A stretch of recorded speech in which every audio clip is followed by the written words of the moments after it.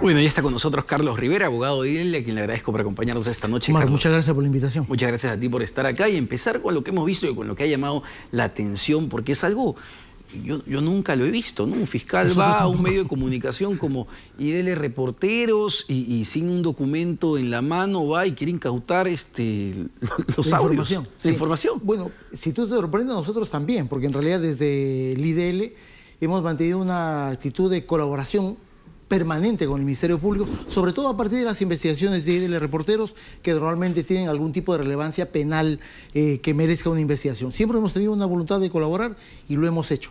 Nunca nos había ocurrido esta circunstancia, ¿no? O sea, ¿pudiera ser posible que el Ministerio Público tenga atribuciones para eso? Sí, pero ya en el curso de la diligencia que se estuvo desarrollando en la mañana, en realidad habría que decir dos cosas importantes. Uno, hemos sido sorprendidos por el Ministerio Público. El fiscal Rodrigo Rusush, desde el momento que llega a nuestras oficinas, él va anunciando que él tiene un mandato emitido en una disposición número 1 de 9 de julio del 2018, en el que la fiscal Nora Córdoba ha ordenado justamente la visita al IDL para que entreguemos la información que es ahora materia de una investigación inclusive de carácter penal, ¿no? Ese es el sentido de la información que el fiscal nos está trasladando de manera permanente ante los diversos requerimientos, tanto mío, de Glatzer Tuesta, el director, del propio Gustavo Gorriti cuando se acercó a las oficinas, e inclusive es la información que le dé el fiscal al propio fiscal de la Nación cuando lo llama por teléfono, cuando el fiscal está todavía en nuestras oficinas. Cuando va cerrando la indagación, como consecuencia de que nosotros le estamos informando que vamos a proporcionar la información en el mismo sentido y bajo los mismos procedimientos que hemos venido haciendo, es decir, por escrito. Inclusive, el día de hoy, la Fiscalía de la Nación, en cuanto a la otra investigación que se está desarrollando sobre los altos funcionarios públicos, nos hizo llegar un oficio solicitándonos la información por escrito. Y le dijimos, mire, así lo vamos a hacer llegar, porque en realidad nuestro ánimo es de colaborar. Es en ese momento que cuando le dijimos, oye, pero a ver, muéstrenos en su disposición fiscal cuál es el punto exacto que dice que la fiscal está ordenando el ingreso al IDL. Ahí el fiscal comenzó a hacer, como se dice, la finta de que revisaba el no tenía papel. Y de repente nos dice, no hay mandato. Y todos nos hemos quedado, el fiscal, bueno, los 4 policías, Glatzer Tuesta, Gustavo Gorriti, quien habla, un poco perplejos. Ya, pero ¿de dónde sale esta orden? Porque yo le entendía a Gustavo Gorriti que el fiscal de la Nación, Pablo Sánchez, no tenía conocimiento de esta diligencia. Entonces, ¿de dónde sale la orden? ¿Cuál es la intención de esto? Porque, vamos, no es torpeza. No. De hecho, ningún fiscal se va a tu domicilio, a una oficina de una institución privada que tiene en su haber, digamos, este tipo de denuncias y de repente comienza a hacer una diligencia fiscal por equivocación, ¿no es cierto? Es obvio, desde nuestra interpretación, inclusive ya como abogados, que este mandato lo ha emitido la propia fiscal Nora Córdoba.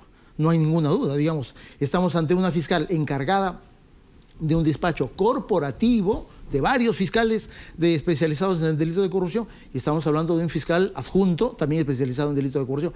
Es decir, no puede haber una equivocación de ese tamaño, ¿no es cierto? Lo que entre líneas nos señaló el fiscal es que era una disposición verbal de la fiscal. Cuando ya concluimos y le preguntamos entonces si no hay un mandato formal, legal, como corresponde a una diligencia de investigación del Ministerio Público por un delito tan grave que involucra funcionarios como jueces de la Corte Suprema, digamos, no puedes tener a una fiscalía dando disposiciones verbales. Es decir, ¿cierto? ¿A quién favorece esta supuesta torpeza? Porque amedrentamiento no creo que sea, porque ustedes igual van a seguir publicando los audios. Sí. Es decir, ¿cuál es el objetivo final de esta supuesta torpeza que vemos? Mira, esa me parece una buena pregunta, hemos ido reflexionando y en realidad, ¿cuál es el ánimo de malograr un proceso de investigación? Porque ¿qué pasaba si es que nosotros le dábamos la información al fiscal? Él nos decía que tenía su sobre para lacrar la información y para hacerlo ingresar a una cadena de custodia desde la policía hasta el Ministerio Público. Lo que hubiese ocurrido, sin ninguna duda, es que todo eso se iba a ser declarado absolutamente ilegal. ¿Por quiénes? Por quienes están siendo sometidos a investigación. Porque lo que hubiesen advertido es de que la fuente de información obtenida desde el portal de IDL Reporteros es una información, es una prueba de carácter ilegal porque no hay ninguna disposición que lo haya ordenado. Por lo tanto, digamos, si nos hacemos la pregunta, digamos, ¿a qué juega el Ministerio Público? No creemos que sea un error. En realidad son fiscales especializados, tienen años haciendo este tipo de diligencias y no podrían cometer un error tan grosero como el que se ha cometido el día de hoy. Sin embargo, hay otro hecho interesante, Carlos, ¿no? Que, y lo que se ha venido cuestionando, los audios que se han filtrado, digamos, son legales, porque son a pedido de un fiscal, que el juez ha aceptado, la policía lo ha hecho. Es decir, la fiscalía ya tiene en su poder esos audios. Mira, mientras esperábamos a Gustavo Gorriti en el curso de esta diligencia, yo le hice la pregunta al fiscal si ya le había solicitado esa información al juez del Callao, que es el que autorizó no el chuponeo, sino la interceptación telefónica. Él ahí me respondió que eso lo iba a disponer su jefa, la fiscal Nora Córdoba. Con lo cual nos seguía sorprendiendo de cuál es el curso de la indagación, porque en realidad la fuente de la información no es el portal IDL Reporteros. La fuente de la información que se ha hecho público a través del portal IDL Reporteros es una fuente estrictamente legal. El Ministerio Público del Callao está investigando crímenes del crimen organizado y es en ese mandato que le solicita al juez del Callao que intercepte un conjunto de números de teléfonos, entre los cuales están los teléfonos de un juez supremo. Digo, que no creo que sea de casualidad que haya tenido vínculos con esas personas.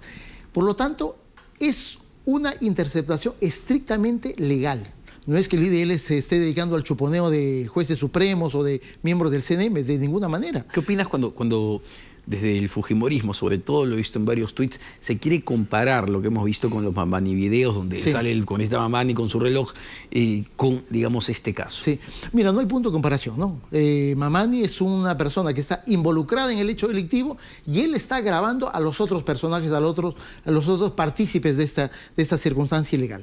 En este caso, no hay punto de comparación, ¿no es cierto? Acá hay una solicitud del Ministerio Público ante la evidencia de la Comisión de Hechos de Carácter Criminal y hay una solicitud al juez penal y el juez penal autoriza la interceptación telefónica de los números de teléfono que se los ha proporcionado el Ministerio Público. Por lo tanto, digamos, punto de comparación por ningún lado. Lo que creo que se quiere hacer es básicamente golpear al IDL como consecuencia de las denuncias que hemos venido haciendo en los últimos tiempos, ¿no? Ahora, no quería perder la línea de esta extraña diligencia de la fiscal, porque refleja algo que no solamente en la fiscalía, ¿no?, sino en el Poder Judicial, que ya se ve mucho con el caso Odebrecht, que hay un enfrentamiento dentro de los propios fiscales, hay un enfrentamiento quizá dentro del propio Poder Judicial. ¿Tú lo ves así? Mira, en realidad la forma como se ha hecho de la diligencia sí nos ha generado inmensas dudas de finalmente cuál ha sido el objetivo de esta diligencia realizada en la mañana. A mí me da la impresión que en realidad el objetivo no ha sido garantizar el curso de una correcta investigación.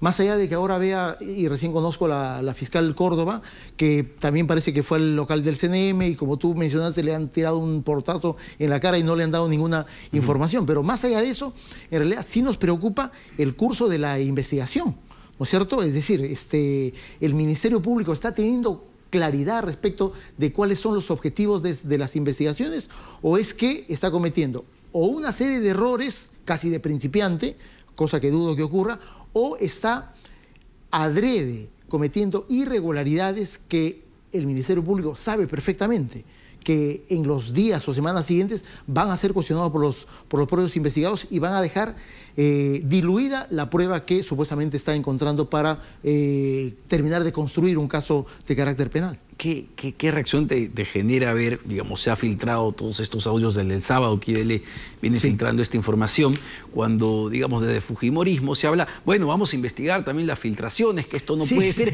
y se pierden del foco de la cuestión? El foco de la cuestión es la podredumbre del sistema de justicia. Bueno, el día de hoy nos han informado que hace un momento en el Congreso la Junta de Portavoces ha decidido investigar al IDL. Es decir, se va a investigar a los que estamos denunciando y los que creo que estamos aportando al esclarecimiento de algo. Omar, tú coincidirás conmigo que, digamos, no es que estemos descubriendo la pólvora, ¿no es cierto? En realidad son circunstancias que se van comentando, que se van rumorando en los pasillos del sistema judicial y que acá lo que hemos puesto es en evidencia de cómo se manejan las cosas, de cómo se manejan las influencias, de cómo se nombran jueces y de cómo se negocia inclusive casos particularmente graves.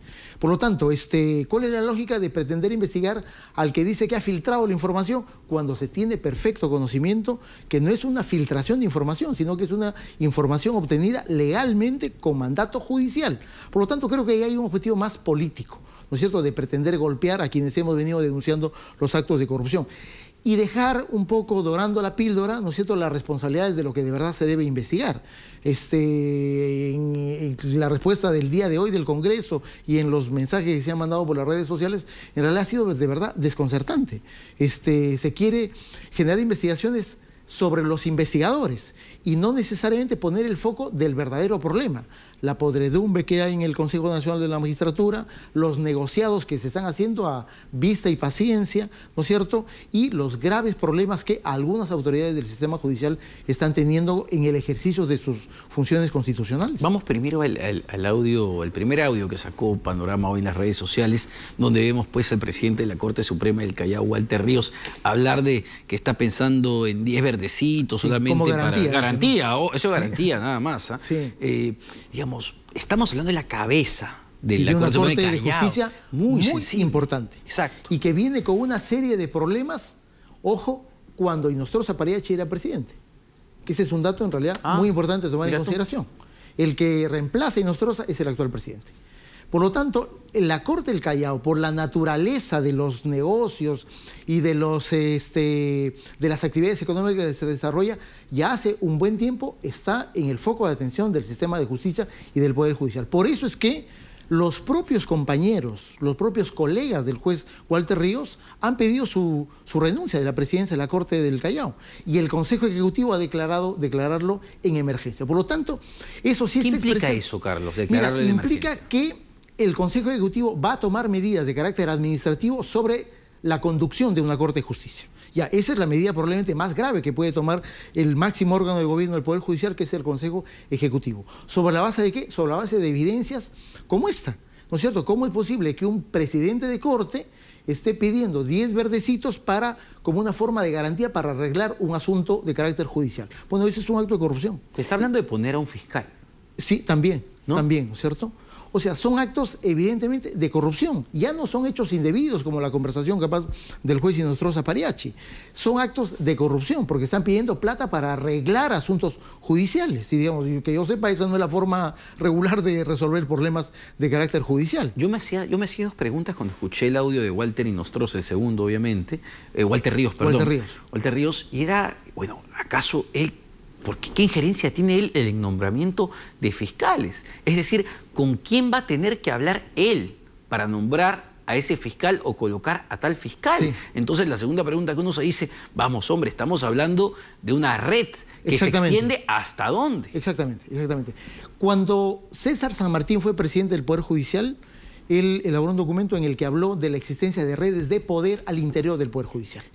Es decir, redes de poder económico, probablemente político también, ¿no es cierto?, que van tejiendo una serie de decisiones que van desde el nombramiento de jueces o la salida de algunos jueces de casos específicos y de decisiones específicas que se van tomando en determinados casos particularmente sensibles.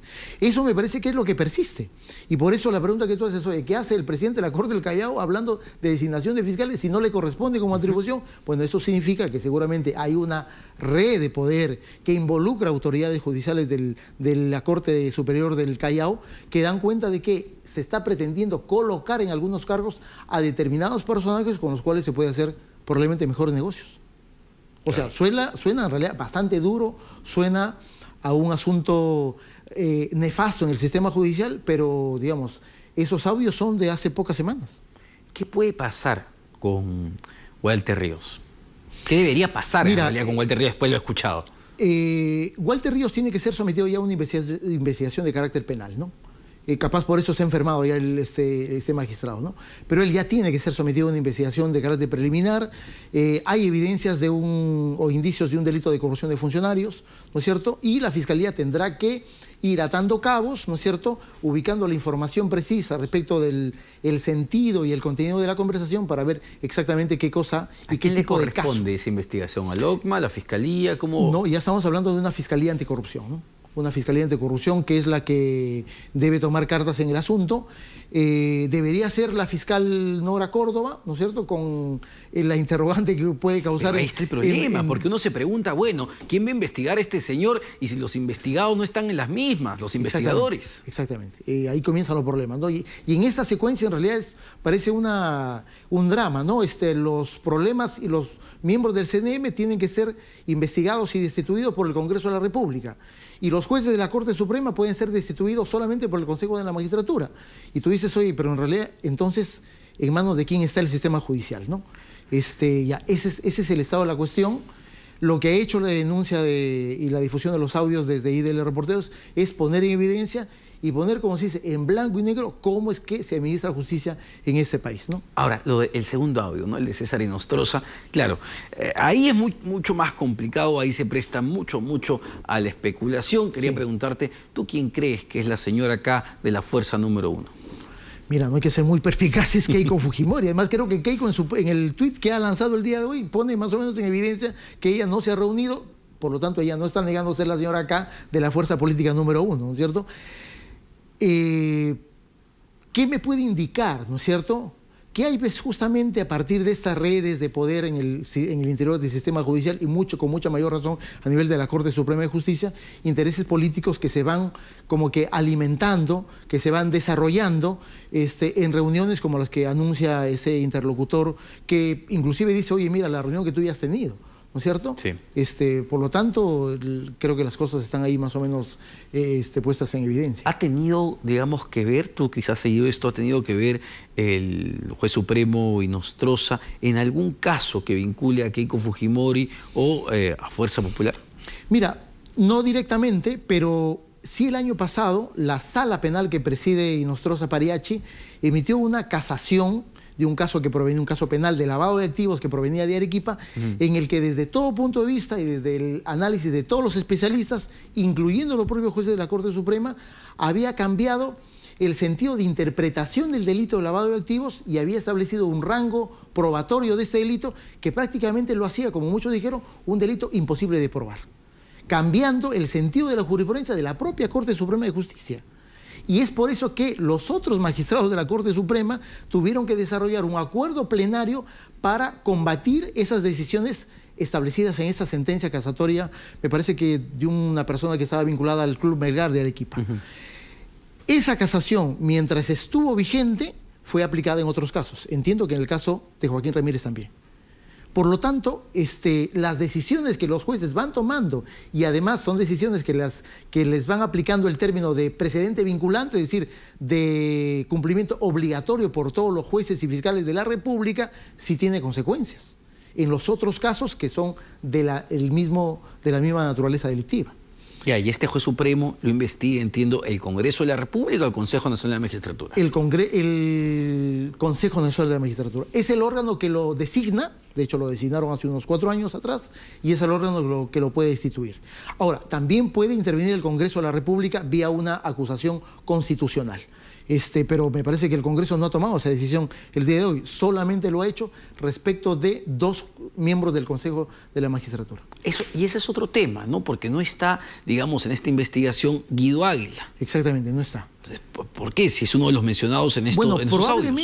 Probablemente porque por algo que ya en su momento, me parece que hacia octubre, noviembre del año pasado, también IDL Reportero denunció la existencia de una relación política de Guido Águila con el señor Becerril, entonces vocero de la bancada de Fuerza Popular. ¿Lo está blindando Fuerza Popular entonces a Guido Águila? Desde nuestro punto de vista, sí. Eso es lo que está ocurriendo, ¿no? Porque no había otra razón. No estamos diciendo que lo destituyan, estamos hablando que se abra un proceso de investigación, porque está metido, involucrado, mencionado al menos en estos audios. Pero la decisión del Congreso creo que es una decisión estrictamente política, y en la política, en el Congreso obviamente pesan los votos y pesan las decisiones de Fuerza Popular, y ahí nos parece que ya los vínculos que venía existiendo del señor Águila con Fuerza Popular, que se remontan hace un par de años atrás, cuando se estaba buscando el reemplazo de Guido Águila como presidente del CNM, ¿no es cierto? Y lo que se denunció fue la existencia de una reunión en la casa del señor Águila, en la que fue convocado otro consejero del CNM, el señor Morales Parragués, a una reunión en la que de repente se apareció el señor Becerril, para convencerlo de que vote por el señor Gutiérrez Pebe, de quien ahora se está pidiendo la cabeza en el CNM. parece una cosa... Sí, no, es una cosa que lo mencionas y es un círculo realmente sin salida, porque hemos repasado todo el círculo y vemos que no hay mucha luz. Y en todos los espacios hay una contaminación abierta que ha sido expuesta. Y claro, la primera reacción política del Congreso es pretender investigarnos a nosotros que hemos originado la investigación, ¿no? Una última pregunta, Carlos. La voluntad política, ya digamos, del presidente de la República, que es la máxima autoridad en este país, ¿te parece que está acorde a las circunstancias? Muchos dicen que esta es su oportunidad justamente para desmarcarse. Exactamente, o sea, nos quedamos con dos momentos de la intervención de ayer de Vizcarra, ¿no? Uno, el tuit que lanza y pide que se aplique el artículo 137 de la Constitución, que da la posibilidad de destitución de los miembros del CNM, y el otro es Vizcarra luego del Consejo de Estado, ¿no es cierto? Un Vizcarra exageradamente moderado frente a las circunstancias, ¿no es cierto? Simplemente un poco alentando las investigaciones, pero creo que el presidente sí tiene en esta una gran oportunidad, por varias razones. Una política importante, no tiene nada que ver con el tema, ¿no es cierto? Y por lo tanto pudo tomar, y creo que todavía está en el tiempo político oportuno de tomar decisiones mucho más confrontacionales con el problema, porque no se trata de habilitar investigaciones que nadie tiene seguridad en qué puedan terminar, porque en el CNM se van a investigar a sí mismos, y en el Congreso de la República es Fuerza Popular quien va a tomar la batuta de las investigaciones. Creo que el presidente podría expresar una voluntad política mucho más firme y de confrontación frente a estos problemas, más allá de los procedimientos y de las investigaciones que se están haciendo, ¿no? Perfecto, Carlos. Ojalá lo haga, sinceramente. Muchas gracias, Carlos, por acompañarnos esta noche. Carlos Rivera, abogado de IDL. Nos vamos a una pausa, volvemos con el congresista Víctor Andrés García Belaunde para hablar de qué podemos hacer realmente con el Consejo Nacional de la Magistratura. Toca reformarlo y reformar el sistema de justicia del país, quizá en su conjunto. Volvemos con eso.